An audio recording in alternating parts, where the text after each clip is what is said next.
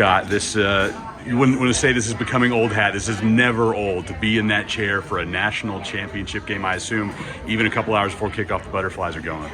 Yeah, a little bit. It's excitement more than butterflies and nerves. It certainly helped to get to this point last season and know what the process is and know how to get to this point. But yeah, it's a lot of excitement as we get ready to go. We're on such a long time. I think by the time we get to kickoff, a lot of those anxiety maybe and nerves and butterflies have subsided.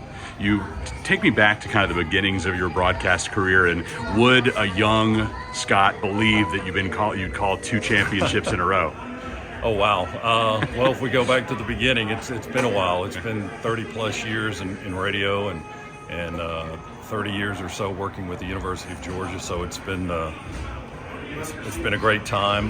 You hope to get to this point. You always hope you win championships in whatever sport you're doing. I don't know if I thought about it that much, back in the early days of starting. I just wanted to keep the job.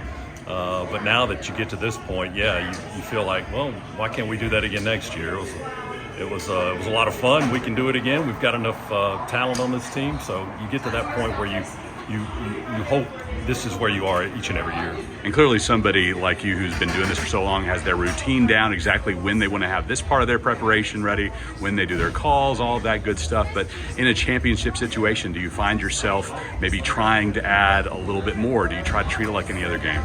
Probably a little more reading. You try to maintain you try to get as much information as you can, and then at my age, I'm just trying to, without writing notes and putting notes everywhere all over the place, you try to hold on to that in your head. But I think I've been doing this long enough where I've got a pretty good routine down, and I don't want to overload myself because the majority of information you get, you never use. I mean, there's just not enough time for it, and so I try to keep it on an even level, hit the high points as best we can. We've got a lot of people on the broadcast to include, so it's not just certainly a one-man show and all of that. But yeah, a week like this, you do tend to want to learn more about the opposition and certainly know as much as you can about your team. That was going to be my final question. How much are you picking the opposing announcer's brain? How much do you chat with Brian during the week leading up to this? We talked a little bit, and we talked more today, and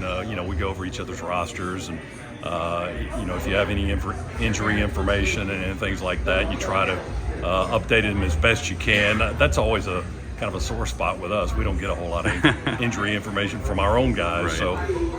So we're kind of a wait and see like everybody else is. But yeah, we try to share information with the other guys, and Brian's really good about that. So it's we're up to par on each other's teams as best we can be. Awesome.